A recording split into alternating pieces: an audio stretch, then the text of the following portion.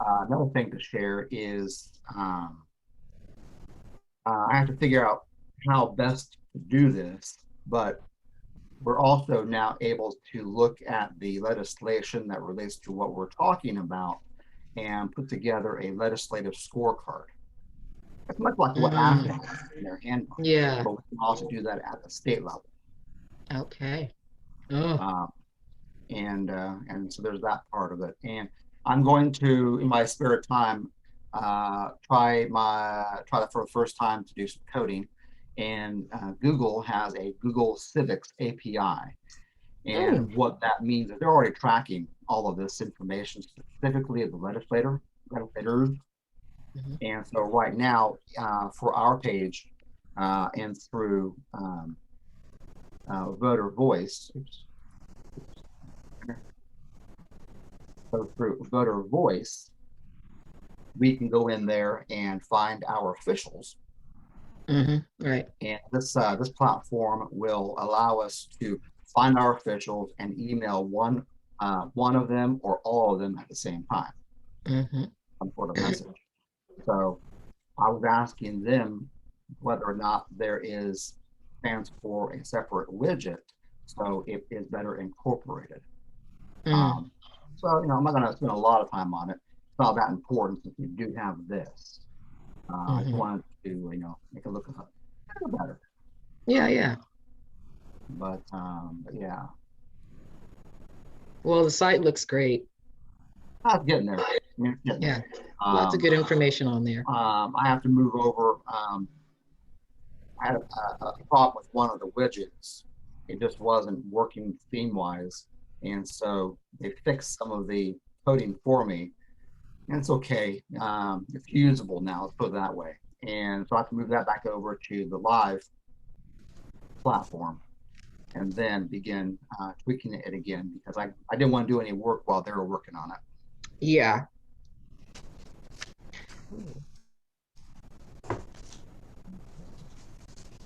And before Matthew gets on, this one here was a very last minute addition. Um, they were one of well, they were the only office that wanted an online form to be completed in order to schedule a meeting. And that was 2 weeks Oh, ago. wow. And Oh, they just okay. now they just got back to me yesterday. Mhm. Oh, And wow. tell me again, Mc, McBath is from what district? Where is she? She Where said, and where in the state is she? uh-huh, uh-huh, yeah. Um, Uh, right. Is it on the Or, yeah, spreadsheet? Let's I say see. she's six. or where Uh, is she Atlanta? somewhere Alpharetta. District 6, but what is that? Yeah, West? Alpharetta, Johns Creek area, City Mm-hmm. Springs area. Oh, here it is. Alpharetta, Sandy Springs, and Johns Creek. Yeah. Good, thank you.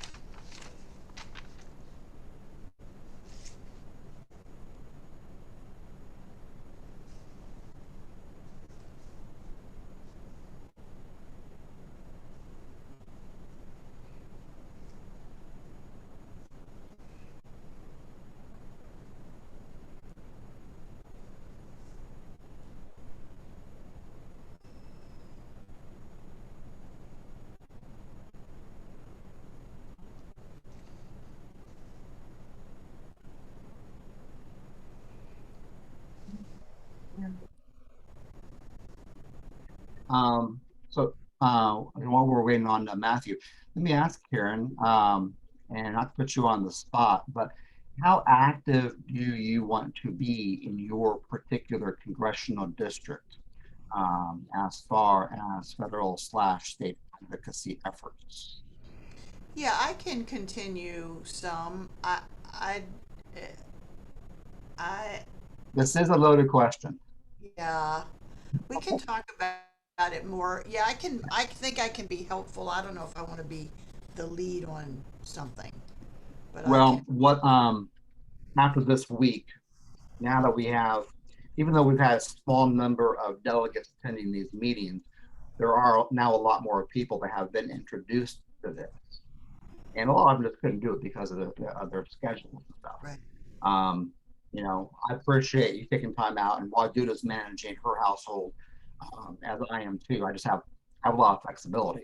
Um, Teaching at home, yay for me. But what I'm going to be looking for is somebody on the congressional district level and on the state senate level and the county level to help coordinate just those local efforts. Because I don't know everybody.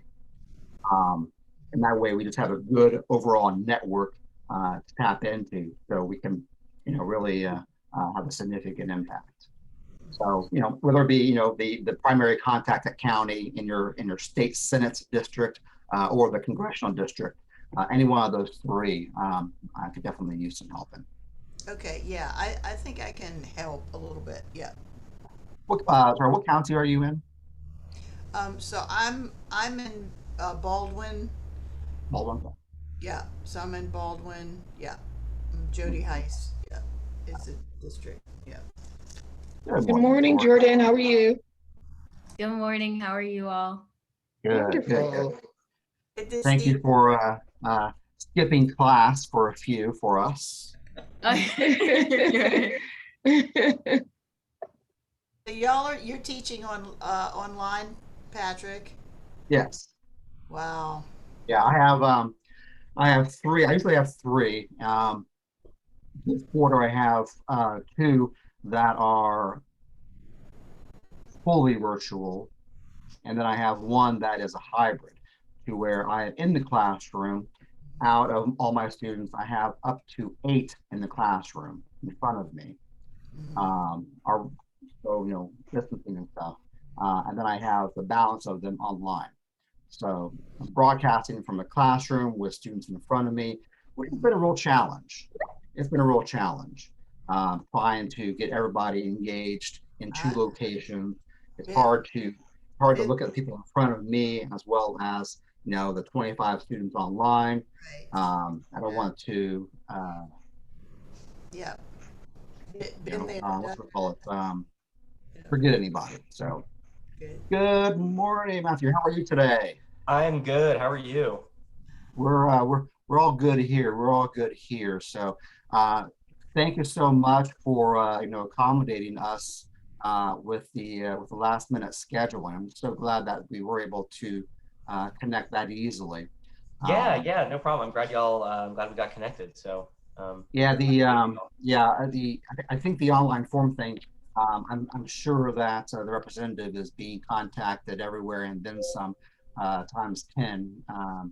And that there are a lot of requests coming in, but we won't yeah, take too especially much during of the your time, Matthew. appropriations, but yeah, Yeah, definitely. it's all craziness. But yeah, like I said, we won't take too much of your time here.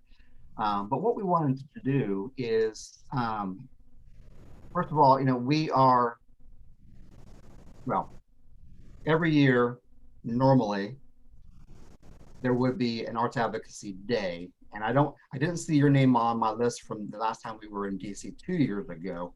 um, but we have visited every office in the past, usually on one day, so having a full week is a real blessing in disguise.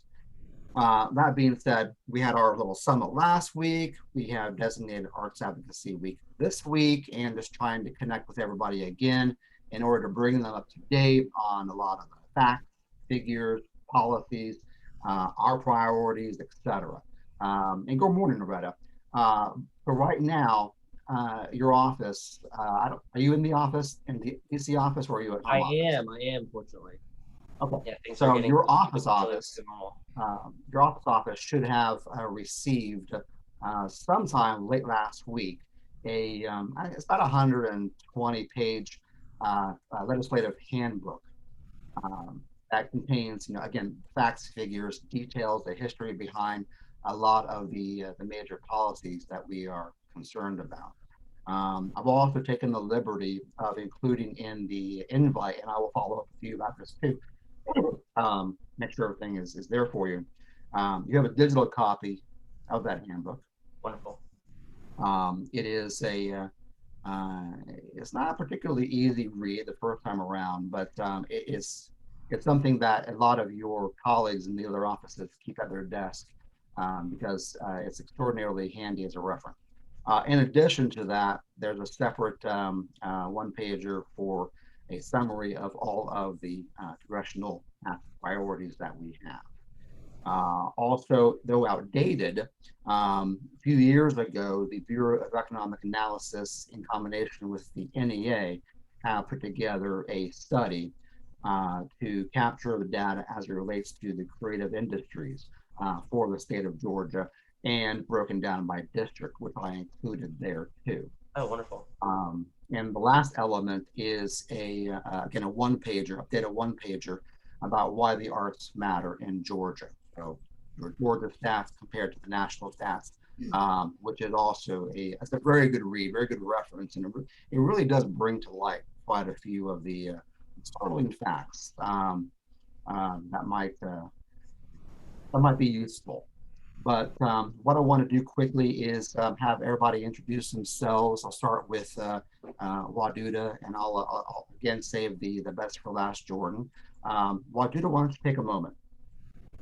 Hi, good morning. My name is Waduda Mohammed. I'm an art administrator here in the city of Atlanta. I have been for about 11 years in the nonprofit visual arts industry. A little something that I like to talk, that I like to say about myself, because I think it's very important as it contributes to the arts economy here in Georgia, is that I do have a bachelor's degree in art history and a master's degree in art administration. So this is an investment for me. This is my life. This is my career. This is my livelihood. So I'm very passionate about the work that I do.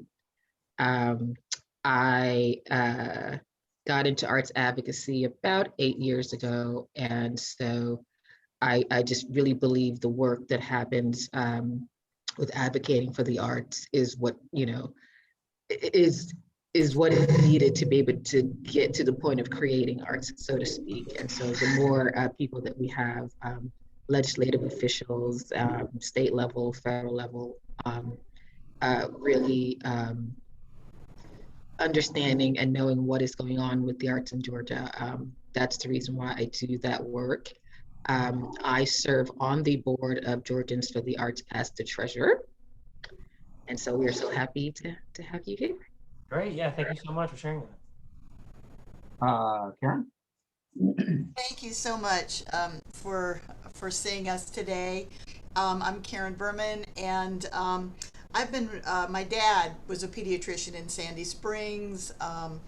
I've been an arts administrator in theater and dance, and won Governor Nathan Deal's Governor's Award for the Arts. Oh, great! Congratulations. Yes, thank you.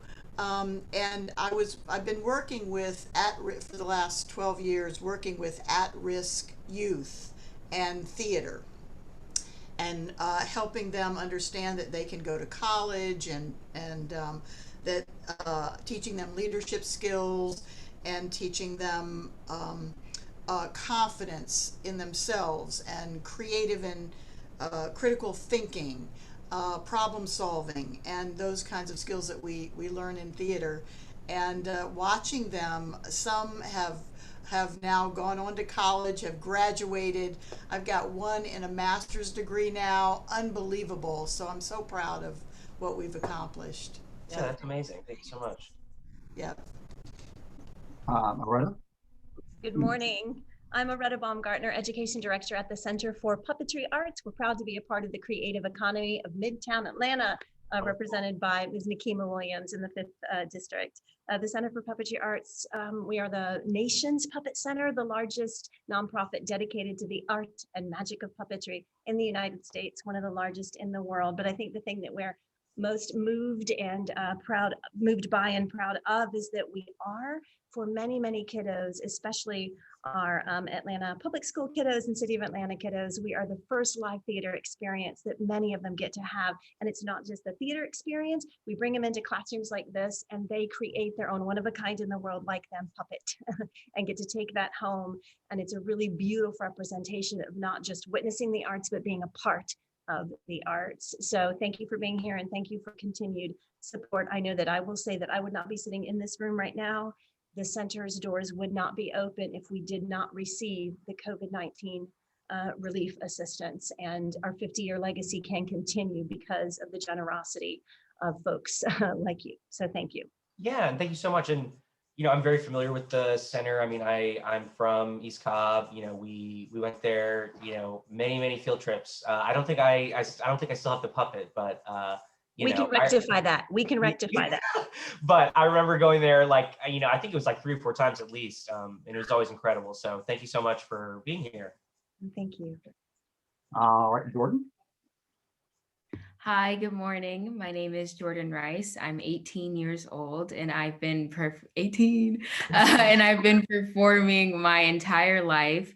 I'm a member of the Youth Ensemble of Atlanta, which is a musical theater company that tackles social justice and issue-oriented work.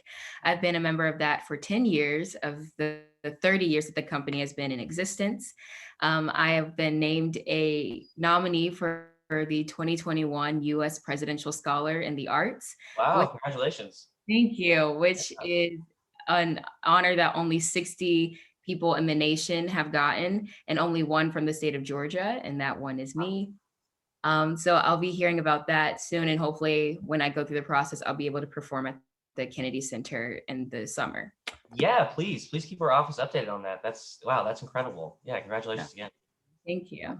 Yeah, great. And we have not met in the past, so Patrick Kelsey, I'm also a professor at the Savannah College of Art and Design, and along with Waduda and a number of other diehard advocates behind Georgians for the Arts. Right now we have about 5,000 followers. I looked up the representatives district, and about 600 or so are in that district. So. Basically, the few things that we wanted to communicate, of course, there's going to be kind of 2 thematic areas. One's about money, one's not about money. On the money side of things, always looking for more money to the NEA. 40% of their budget comes down to the state level. By way of that, last year, as an example, not the annual appropriation, but the CARES Act appropriation that came through. When that came through,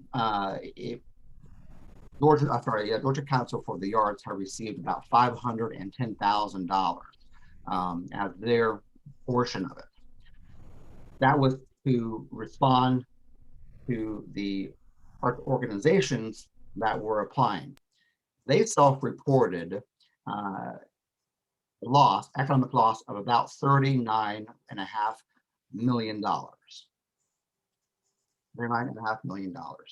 And for just District 6, your district had 3 applicants and had economic loss reporting of $720,000. And that was only what they were able to measure since the start of the official pandemic through the deadline, which is middle of May. So you can imagine it's gone up from there. And I don't think we can argue much about that. Arts and culture, specifically not-for-profit arts and culture, is going to be the last to be able to recover from all of this. And that's if they can recover. We had, who was Atlanta Chamber Orchestra on with us yesterday. There's only 2 employees. And without some of the CARES Act funding and later funding too, that organization would not be here right now. That's the way it is for a lot of organizations.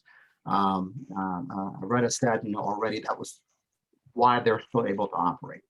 In Areta, you had quite a few furloughs, a number of salary cuts, just to keep you all going. 75% of our staff. Wow. So- And have y'all been able to use the funding from CARES and the ARP to recover from that at all? Oh my gosh, absolutely. Okay.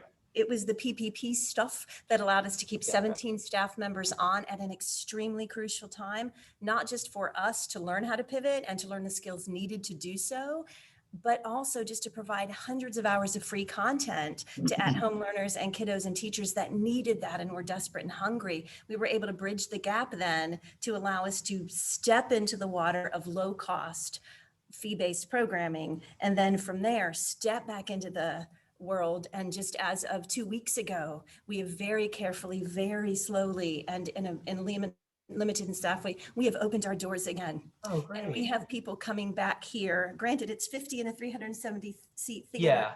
And it's 10 people at a time in our classrooms, but we did it. We would not have been able to do it if we didn't, no, I'm not sorry. Pardon me. I am not sorry for being emotional. I am that grateful. We wouldn't have been able to do it without the PPP. And I will also put this face on it. Most of our folks are gig workers. The CARES Act allowing them to exist, keep them in the area, in the Atlanta area, to be able to contribute back to the creative economy has allowed us to welcome them back too. So we would not be able to do what we're doing right now. We know there's a fight ahead, but we bridged it because of the generosity of folks like Representative McBath. Yeah, well, thank you so much for saying that. I know that, she fought very hard to get a lot of that stuff in there, and, it took a little longer than people wanted, but, we were happy with a lot of stuff that was in there with, especially, I know there are so many other businesses in the arts community and all across Georgia that, are facing something similar and unfortunately had to close. I'm glad that y'all did, and I know that how important, the center is for the entire state of Georgia. And so I'm so glad to hear that y'all made it through. Thank you. That's kind of on the budgetary side of things. Whenever a request comes up, of course, we'll look for support between the NEA, Arts and Military, Arts and Juvenile Justice, Arts Education, Arts and Military. I think that's about all of them right now. But moving over to some of the non-budgetary items, and very specifically, right now, Representative McBath is an advocate for education. And by way of that, it appears to me, and you can correct me if I'm wrong on this, that she is both fluent and actively promoting a STEM education. STEM, would you like science, technology, education? Yeah, I would say so. I don't cover education, but I would say that she's on a few bills that support that. All right, good. So if my facts are correct, what I would like to have her consider is moving that STEM to STEAM. So we are going to include the arts. That's what employers want. They want creative people. Without creativity, you can kiss the rest of it goodbye. So picking up a STEAM perspective and going as far as, if she is going to support and continue to support education and agrees with the STEAM education, to consider joining the STEAM caucus. Okay. Yeah. I'll definitely speak to RLD about that. And I'll follow up in a separate correspondence, but I did include the two links to pursue more information about that. Wonderful. In the invite. Jordan, you want to add something? Yeah, so I've gone to public school in Gwinnett County my entire life, and the arts are so important. I am a gifted student. I had a 3.9 GPA. I'm graduating in a few months. And without being in band class and without having music be a part of it and theater, oh my gosh, it's really therapeutic. Like, I have friends that go to the STEM school in Gwinnett County, the Georgia GSMST, the Gwinnett School for Math, Science, and Technology, and they don't really have any arts programs in there. My friends that go to that school come to our shows, and they come to things that I'm in just for some sense of relief and escapism, because yes, that STEM is so important, but without that arts component, it's really, really mentally exhausting. It's very, very detrimental. And so I find that they turn to the arts so much to get some sort of like inspiration that helps their creativity and their maths. So I can advocate that that's a necessity for people that are going to school. Yeah, 100%. I mean, I went to public school too in East Cobb. I was in the band. I played trombone, and then in high school I played drums. I still play mandolin, so I understand how important the arts are for so many people. Not people that are not only in the arts economy, but people that do it on the side. That, like you said, do it to keep sane, in their spare time. And so, I understand how important that is, and I don't think I'd still be, playing music with people if it weren't for some of the music teachers I had back then. And so, I definitely understand where you're coming from, and I appreciate that. That's great. So STEM to STEAM, consider joining the STEAM caucus. And there's going to be two pieces of legislation coming up pretty soon. Hopefully the representative will consider sponsoring. One has yet to be introduced. Originally, I believe it was House 1519, which was, they create comprehensive resources for entrepreneurs in the arts to transform. And The Creates Act? that, The Creates Act, is that what you said? it's free. Okay, perfect. And originally it was 1519, House 1519. I've not seen it become reintroduced, but it's just a matter of time. So Okay. when that does come up, I'll let you know.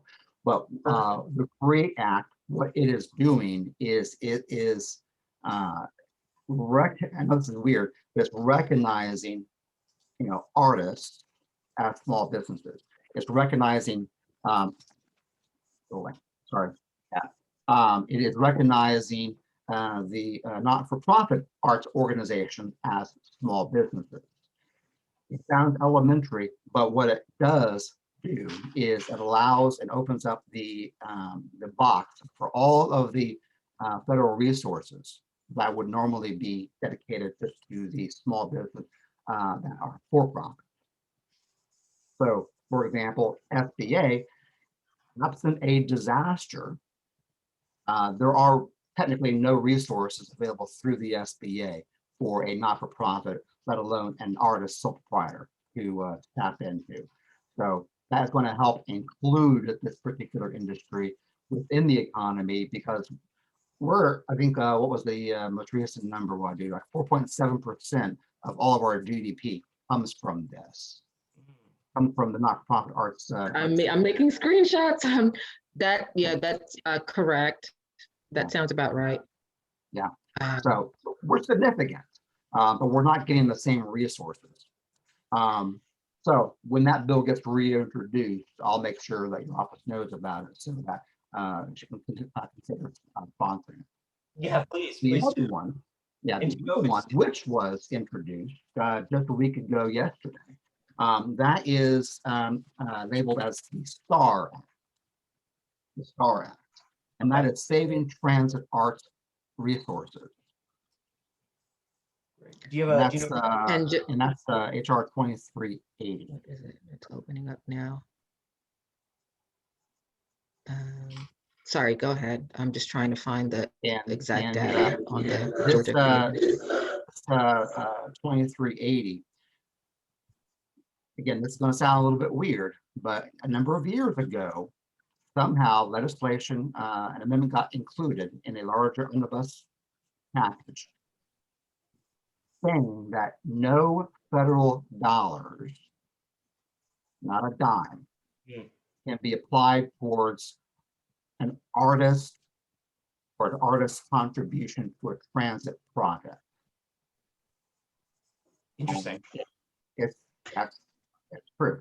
Yeah. Nor can it be applied towards non-functioning landscape. Now, It does allow the architect to do what they want to do. So what they can do, they can go over to Home Depot and buy the stuff off the shelf, but not one dime of federal money can be put into an artist's contribution to a transit project. Wow, Yeah. that's oddly specific. Yeah. Yeah. In addition to that, if federal dollars are used at a state, county, city level, the exact same thing. And I just want to piggyback on the GDP numbers here because I have it pulled up. But in the national GDP of arts and culture, just across the nation, generates about $919 billion and creates about 5 million jobs. And in the state of Georgia, we generate about $28.7 billion to the economy and produce about 154,000 jobs. So it's about 4.6% of the state's GDP. So, and then to add to that, in terms of industry comparison, arts and culture ranks higher than construction, education, and we're larger than the agriculture industry. But we don't receive Nearly as much federal support or funding. Yeah. And we, Patrick, I like the way that you say it. We rank number one in funding. Right now, and this is largely a state level thing too, of which we are working on.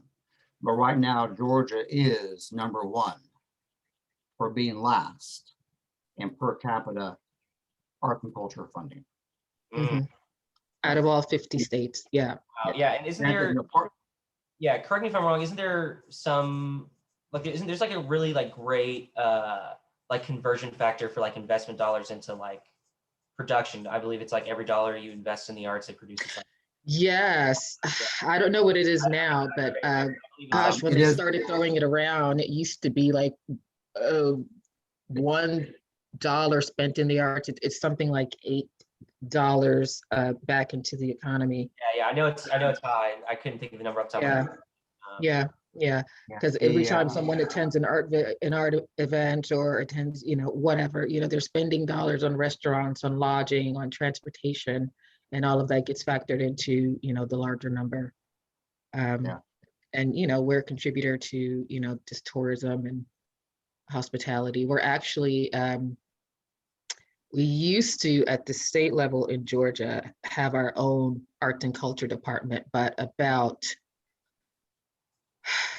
would say about 8 years ago, arts and culture was housed under hospitality and tourism. And so that's just another separate long-term initiative that we have, is to kind of pull ourselves, kind of back out of that. But we are at the state level under Georgia Council for the Arts, housed under hospitality and tourism. So, well, at least at the federal level, I'm glad that we now have an administration that every year doesn't try to get rid of the. Yes. Yeah. So I've only been here since 2018. I came up with conversation the first one, but for the first 2 years I was here, it seemed like the president was trying to get rid of my entire portfolio. Yeah. Yeah, it's just like everything I had, like let's defund it all. Yeah. So. Yes. Yeah, glad to see that that's changing. Here. Okay. Not I think for us, but there are a lot of things that we are concerned about, but I think these are going to be three of the very more generally accepted priorities, especially right now, the transit, because if it may or may not pass as is, but if we're looking at a $2 trillion infrastructure bill, and Buttigieg is going to get about 600 million of that for transportation infrastructure, and not one dime can be spent on anything that's going to be aesthetically pleasing. Yeah, it means that you're going to have $600 million spent on basically Soviet era design. Yeah, concrete. Yeah, we don't want that. Yeah. So, but But yeah, that's about it. And again, there is a lot of information I forwarded to take a look at. And then as other things kind of develop and more of these specific bills are introduced, I'll keep you informed so that we can have those conversations ongoing throughout the year. Wonderful. Yeah, thank you so much. I'll keep an eye out for the emails and for both those bills. And while I have you, I know last year that I believe it was Rep. Pingree was leading the National Endowment for the Arts appropriations letter. Do you know who is leading It's it? coming.